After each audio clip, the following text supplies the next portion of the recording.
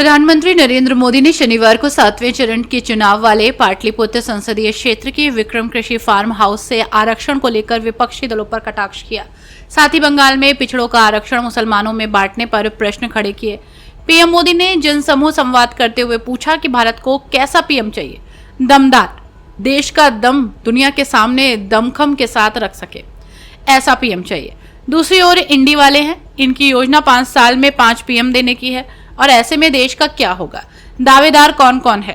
गांधी परिवार का बेटा, सपा वाले परिवार का बेटा, नेशनल कॉन्फ्रेंस वाले का बेटा, एनसीपी परिवार की बेटी, टीएमसी वाले का भतीजा, आप वाले की पत्नी और आरजेडी वाले का बेटा या फिर बेटियां। ज्ञान विज्ञान शौर्य पराक्रमी वैभवशाली भूमि के नमन करितियो। रउआ सबन के हमार प्रणाम पहुंचे। भाइयों और बहनों, आज छठे चरण का मतदान हो रहा है। मतदाताओं का अभूतपूर्व उत्साह और उमंग हम लगातार देख रहे हैं। मैं देश के हर मतदाता का अभिनंदन करता हूं और भारी संख्या में मतदान का आग्रह करता हूं। साथियों, ये भूमि स्वर्गीय कैलाशपति मिश्र जी की विरासत है। उनकी तपस्या हर बीजेपी कार्यकर्ता के लिए प्रेरणा है। बीजेपी कार्यकर्ताओं की मेहनत का परिणाम आज पूरा देश देख रहा है।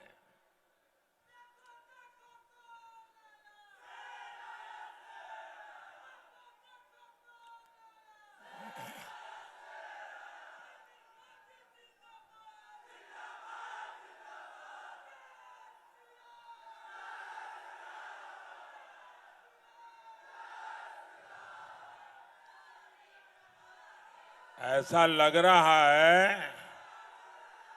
कि आप सब लोग मनेर के लड्डू खा के आए हो।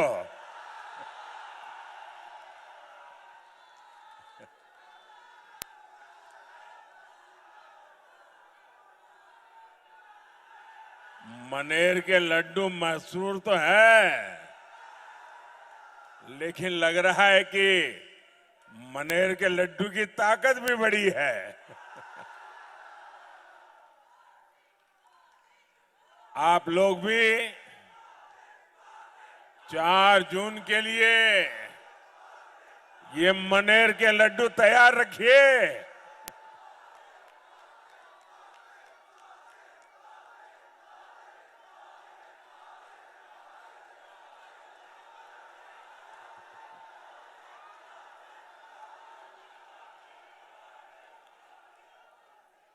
चुनाव के नतीजे क्या आने वाले हैं,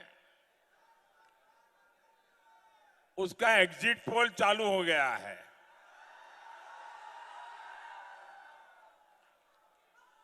आप समझ लीजिए, जब ये इंडी गठबंधन वाले सोते उठते जागते बैठते ईवीएम को गाली देना शुरू कर दें, मतलब कि एनडीए की सफलता का एग्जिट पोल आ चुका है। 4 जून को पाटलिपुत्र में नया रिकॉर्ड बनेगा और देश में भी नया रिकॉर्ड बनेगा। नौजवान, आप बैठिए, मैंने देख लिया है, आप बहुत बढ़िया काम करके आए। बैठिए।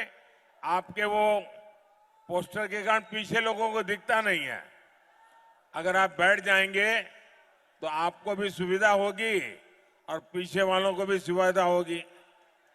और आपके डायरेक्टर जो होंगे साथ में उनको भी बता दीजिए कि आपको परेशान न करे। ये छोटे बच्चों को क्यों परेशान कर रहे हो भाई?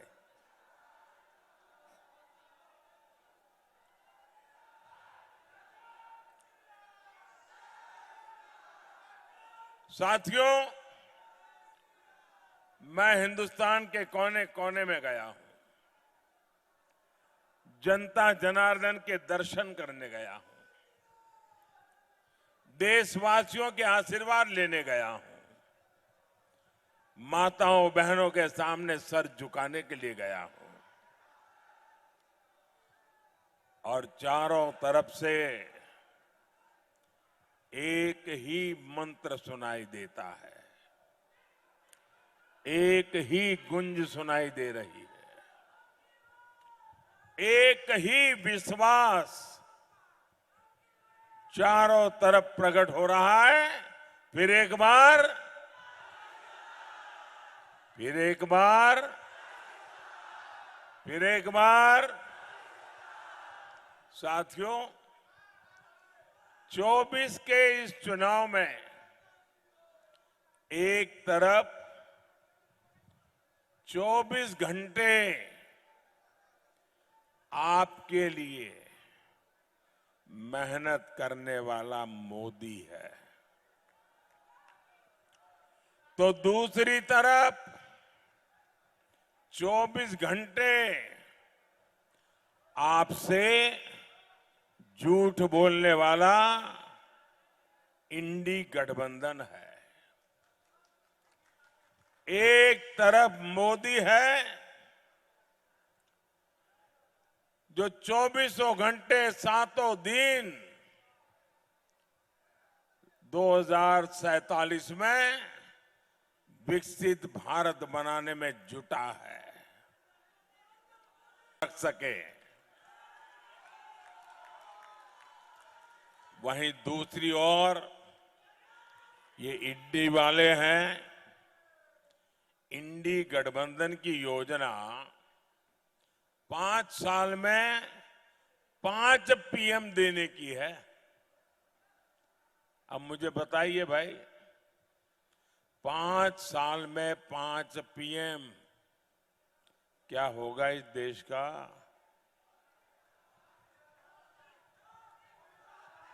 और इसके लिए दावेदार कौन कौन है?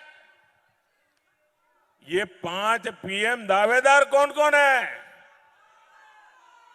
गांधी परिवार का बेटा, सपा वाले परिवार का बेटा, नेशनल कॉन्फ्रेंस परिवार का बेटा, एनसीपी वाले परिवार की बेटी, टीएमसी वाले परिवार का भतीजा, आप पार्टी के आका की पत्नी, नकली शिवसेना परिवार का बेटा और आरजेडी के बेटे या फिर बेटियां, ये सारे परिवारवादी मिलकर प्रधानमंत्री की कुर्सी पर म्यूजिकल चेयर खेलना चाहते हैं। साथियों, ये इंडी गठबंधन के लोग, और मैं जब कहता हूं तो मैं आपसे भी आग्रह करूंगा, मैं जो बात बताता हूं एक बार खुद भी जांच पड़ताल करके देख लेना, मेरा एक शब्द आपको गलत नहीं मिलेगा। मैं 3 बातें बताता हूं। ये लोग गौर सांप्रदायिक है, इनको संविधान से, बिन सांप्रदायिकता से, सर्वपंथ संभाव से कोई लेना देना नहीं है। ये गौर सांप्रदायिक है, ये लोग गौर जातिवादी है और ये लोग गौर परिवारवादी है। सबसे पहले वो अपने परिवार का ही सोचते हैं, बाकियों को सबको पीछे रखते हैं। क्या ऐसे लोग बिहार का भला कर सकते हैं? बिहार का भला कर सकते हैं, पाटलिपुत्र का भला कर सकते हैं, आपके परिवार का भला कर सकते हैं। साथियों, बिहार की इस धरती ने सामाजिक न्याय को लेकर पूरे देश को दिशा दिखाई है। एससी, एसटी, ओबीसी के आरक्षण के अधिकार के लिए बिहार ने लंबी लड़ाई लड़ी है, लेकिन आज बिहार के जागरूक लोगों के सामने मैं दुख के साथ, बड़ी पीड़ा के साथ एक कड़वा सच रखा हूं, क्योंकि मैं भी आप ही की तरह अति पिछड़े लोगों के बीच में पल भर करके आपके बीच पहुंचा हूं, इसलिए मैं उस दर्द को जानता हूं। आरजेडी, कांग्रेस और इंडी गठबंधन के दल मिलकर एससी, एसटी, ओबीसी के साथ बहुत बड़ा विश्वासघात कर रहे हैं। हमारा संविधान कहता है, ब्लैक एंड व्हाइट में है, कोई क्वेश्चन मार्क नहीं है। हमारा संविधान कहता है कि भारत में धर्म के आधार पर आरक्षण नहीं होगा। बाबा साहब आंबेडकर कहते थे कि धर्म के आधार पर आरक्षण नहीं होगा, लेकिन RJD, Congress, SC, ST, OBC का कोटा खत्म करके अपने वोट बैंक को, जो वोट जिहाद करते हैं, ऐसे लोगों को धर्म के आधार पर आरक्षण देना चाहती है।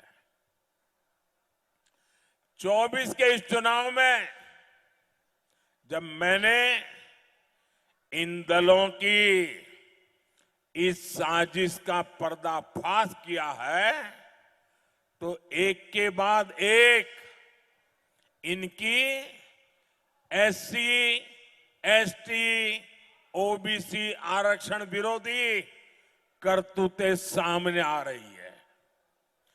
मैं बड़ी जिम्मेवारी के साथ आज बिहार के मेरे भाई, मेरे परिवारजनों के सामने ये पीड़ा मैं बताना चाहता हूं।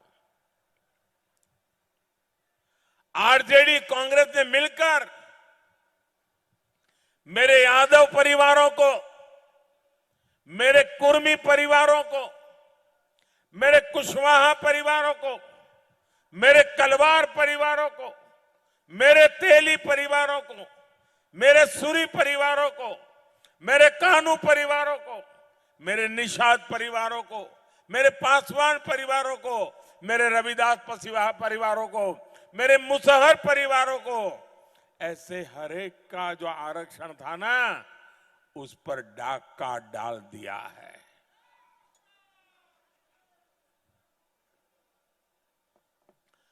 आपको अंधेरे में रख करके रात में चोर आकर के जैसे चोरी कर जाए, वैसे इन लुटेरों ने आपके हक को लूटा है। मैं बात कड़वी बता रहा हूं, क्योंकि मेरे जहन पर बड़े घाव लगे हैं भाइयों। और इन जातियों के आरक्षण का कोटा कम करके आरजेडी, कांग्रेस, इंडी गठबंधन ने वोट जिहाद वाले अपने वोट बैंक को दे दिया है। साथियों, एससी, एसटी, ओबीसी के हमारे बच्चों को दो दाखिले में आरक्षण से बहुत मदद मिलती थी, लेकिन आरजेडी, कांग्रेस ने दलितों, पिछड़ों, आदिवासियों के बच्चों से, अति पिछड़ों के बच्चों से ये अधिकार उनसे छीन लिया और मुसलमानों को दे दिया है। ये संविधान के खिलाफ है। ये डॉक्टर राजेंद्र प्रसाद और बाबा साहब आंबेडकर ने जो संविधान बनाया, उसके पीछ में छुरा भोंकने वाला पाप किया है। अपने वोट बैंक को खुश करने के लिए कांग्रेस ने रातों रात माइनॉरिटी इंस्टीट्यूशन से जुड़ा कानून बदल दिया। इसके बाद धड़ाधड़ हजारों संस्थानों को माइनॉरिटी इंस्टीट्यूशन घोषित कर दिया। इन संस्थानों में पहले एडमिशन के दौरान एससी, एसटी, ओबीसी, अति पिछड़े को पूरा आरक्षण मिलता था।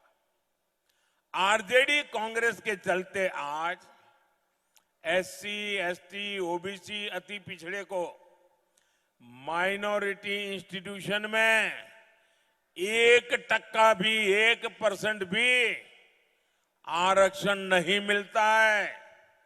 जो पहले मिलता था उसको ताले लगा दिए, आपका हक था उस पर डाका डाल दी कोने में। शायद दुनिया के लोगों का अचरज होता है कि ऐसे हजारों लाखों की तादाद में माताएं बहनें आती हैं, बैठ करके आशीर्वाद देती हैं, अपना घर का काम छोड़ करके आती है।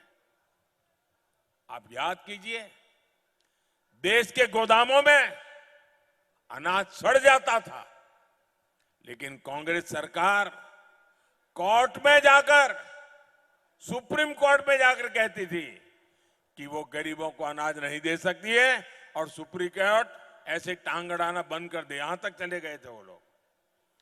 मोदी ने हर जरूरतमंद के लिए अनाज के गोदाम के दरवाजे खोल दिए। आज भी गरीबों को मुफ्त राशन मिलता है, और ये मोदी की गारंटी है, आने वाले 5 साल भी जिन परिवारों को मुफ्त राशन मिल रहा है, मिलता रहेगा।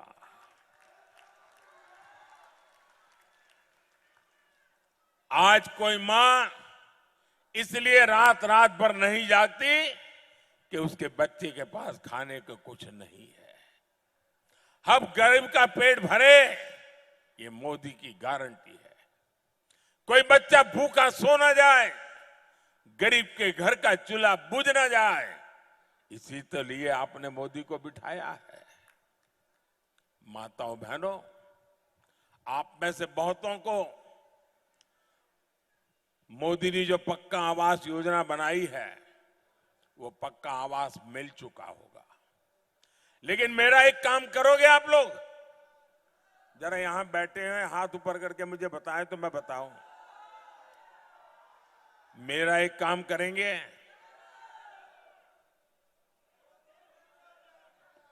उधर से आवाज नहीं आई, मेरा एक काम करेंगे? उधर माताओं बहनों से आवाज नहीं आई, मेरा एक काम करेंगे? उधर पीछे से आवाज नहीं आई, मेरा एक काम करेंगे?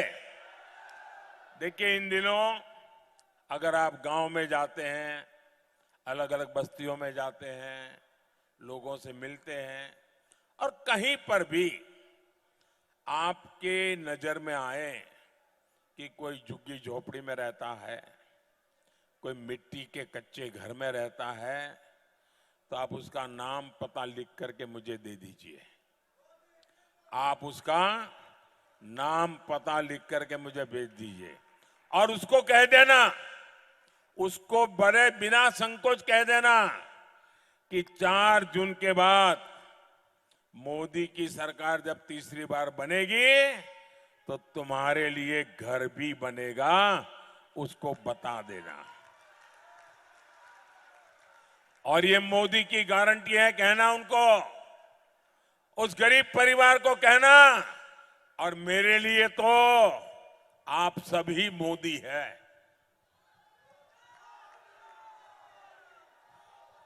और 3 करोड़ नए घर बनाऊंगा, लेकिन एक भी परिवार न रह जाए, कच्चे घर में या झोपड़ी में रहने के लिए मजबूर न हो, ये मैं करके रहूंगा। जिनको नहीं मिला उनको भी जल्द ही पक्का घर मिलेगा। अभी तक इसमें शौचालय, बिजली कनेक्शन, सस्ता सिलेंडर, नल और जल की व्यवस्था, ये सब कुछ मिलता था। अब मोदी एक और काम करने वाला है, वो सबके लिए है। कितना ही अमीर हो वो भी फायदा ले सकता है, कितना गरीब हो वो भी ले सकता है। गांव वाला भी फायदा ले सकता है, शहर वाला भी ले सकता है। ऐसी योजना है कि आपको जीवन भर कोई तकलीफ ही ना हो। और मोदी ने तय किया है कि आपका बिजली का बिल 0।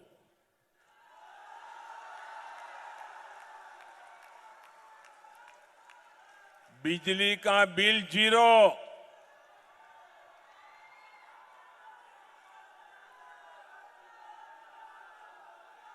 हमने पीएम सूर्यघर मुफ्त बिजली योजना शुरू की है। छत के ऊपर सोलर पैनल लगेगा, उससे बिजली पैदा होगी। वो बिजली आपकी जरूरत के हिसाब से आप मुफ्त में उपयोग करेंगे और जो अतिरिक्त बिजली होगी ना, वो सरकार खरीदेगी, उसका पैसा देगी आपको। अब तक बिजली का बिल देते थे, अब बिजली का पैसा सरकार आपको देगी। और ये काम करने के लिए आपको लगता होगा ये मोदी बिजली का बिल 0 तो ले आया, सोलर पैनल की बात तो कर रहा है, लगाएगा कौन? उसके लिए भी मोदी हर परिवार को 75,000 रुपया देगा। और ये ऑनलाइन जाकर के आप अभी से अपनी रजिस्ट्री करवा सकते हो। योजना चालू है, ऐसी गपड़बाजी नहीं है कि ये होगा तो वो होगा, नहीं, चालू है। आप अपना नाम रजिस्टर करवा दीजिए, जैसे जैसे आगे बढ़ेगा आपका नंबर लग जाएगा। बेटा तुम थक जाओगे। कोई मेरे एसपीजी के बंधु आप मुझे देना चाहते हैं, ये मेरे लिए लाए हैं, अच्छा मैं ले लेता हूं भैया, मुझे बड़ी दया आती है, तुम कब से खड़े हो भैया, लेकिन मैं देख रहा हूं तुमने बढ़िया बनाया है। तूने तो मोदी भी बनाया है, पार्लियामेंट भी बनाया है, कमल भी बनाया है, सुंदर बनाया है सब। जरा कैमरे वाले भी इन बच्चों की फोटो ले लो। अच्छा पीछे अपना नाम लिखा है बेटा? हाँ, अच्छा अपना नाम लिखना और मैं आपको ये चिट्ठी जरूर लिखूंगा। ये सबसे जो भी है ले लीजिए भाई, इतने प्यार से बच्चे लेके आए हैं, मेरा सौभाग्य है। सब कलेक्ट कर लीजिए भाई, जो भी लाए हैं सब ले लीजिए, ले लीजिए।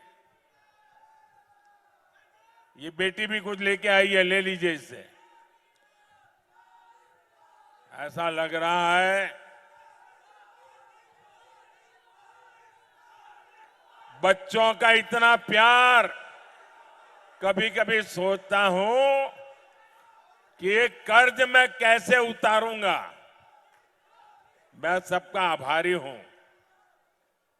साथियों, जितनी बिजली चाहिए मुफ्त उपयोग करो और बाकी बची उसे सरकार को बेचकर कमाई भी कर लो। भाइयों और बहनों, नीतीश जी के नेतृत्व में एनडीए सरकार बिहार को विकास की पटरी पर ले आई है। आने वाले 5 सालों में हमें बिहार में और तेज विकास करना है। आज उत्तर और दक्षिण बिहार गंगा जी पर बन रहे Digha Sonpur rail road bridge से जुड़ चुका है। एनडीए सरकार की पहचान ऐसे ही विकास के लिए है। आने वाले 5 साल भारतीय रेल के आधुनिकीकरण के स्वर्णिम साल होने वाले हैं। इसका सीधा फायदा पाटलिपुत्र को होगा, मेरे बिहार को होगा। यहां नई इंडस्ट्री आएगी, रोजगार के नए अवसर आएंगे। और इसलिए मेरे अनन्य साथी, और मैं कहूंगा कुछ लोगों को राम के नाम से ही झगड़ा है और इसलिए वो राम कृपालु नाम भी सहन नहीं करेंगे। ऐसे लोग जो है जिनको राम से घोर विरोध है वो राम कृपालु नाम से भी उनके माथे के बाल खड़े हो जाएंगे। ऐसे राम कृपाल बाबू वो आपके प्रतिनिधि बनकर के दिल्ली भेजिए, मेरे हाथ मजबूत करेंगे। और इसलिए मैं आपके पास आशीर्वाद मांगने आया हूं और कमल पर पड़ा आपका वोट सीधे सीधा मोदी के खाते में जाएगा। तो आप ज्यादा से ज्यादा मतदान कराएंगे, ज्यादा से ज्यादा मतदान कराएंगे, सभी पोलिंग बूथ जीत के दिखाएंगे, घर घर जाएंगे। अच्छा, मेरा एक काम करेंगे, ऐसे नहीं हाथ ऊपर करके बताओ तो बोलूं। आप लोग करेंगे कि नहीं करेंगे मालूम है, माताएं बहनें तो जरूर करेगी। ये माताएं बहनें तो हर पक्का करेगी। जरा हाथ ऊपर करके बताइए, मेरा एक काम करेंगे। ये चुनाव का काम नहीं, मेरा पर्सनल है, करेंगे करेंगे। अच्छा, आप अपने क्षेत्र में, अपने गांव में मंदिर होंगे, देवी स्थान होंगे, वहां जाकर के मेरी तरफ से आप जाकर के मत्था टेक देना और ईश्वर से विकसित भारत बनाने के लिए आशीर्वाद ले लेना। ले लेंगे? हर मंदिर में जाकर के मेरी तरफ से मत्था टेकेंगे, हर तीर्थ क्षेत्र पे जाकर के मेरी तरफ से मत्था टेकेंगे, मेरे लिए और देश के लिए आशीर्वाद मांगेंगे, विकसित भारत बनाने का काम पक्का करेंगे। बोलिए भारत माता की, भारत माता की। बहुत बहुत धन्यवाद।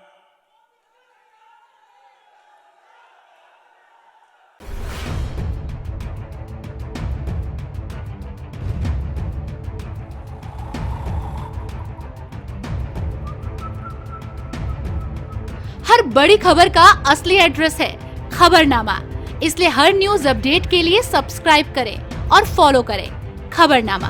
और इस वीडियो के लाइक बटन को प्रेस कर इस वीडियो पर कमेंट के जरिए अपनी राय देना ना भूलें।